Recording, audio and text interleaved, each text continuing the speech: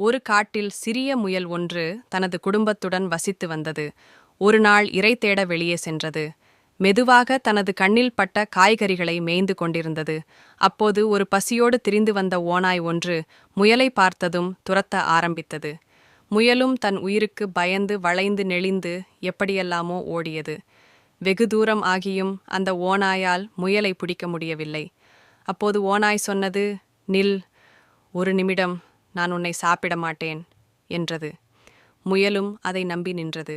அப்போது ஓநாய் கேட்டது, "நான் உன்னை விட பலம் பொருந்தியவன், பெரிய கால்கள், பெரிய தேகம் இருந்தும் ஒரு சிறிய முயலாகிய உன்னை என்னால் பிடிக்க முடியவில்லையே. உன் வலிமையின் ரகசியம் என்ன?" என்றது. அதற்கு அந்த முயல் சொன்னது, "நீ என்னை துரத்த ஆரம்பித்த பொழுது உனக்கு நான் ஒருவேளை உணவாக மட்டும்தான் தெரிந்தேன்.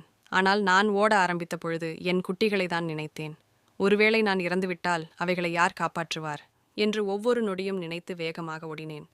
நீ ஒருவேளை உணவுக்காக ஓடினாய், ஆனால் நானோ என் வாழ்க்கைக்காக ஓடினேன். அதனால் என் பலம் உன்னை விட பெரிதானது." இதை கேட்ட ஓநாய் தனது தோல்வியை ஒப்புக்கொண்டது.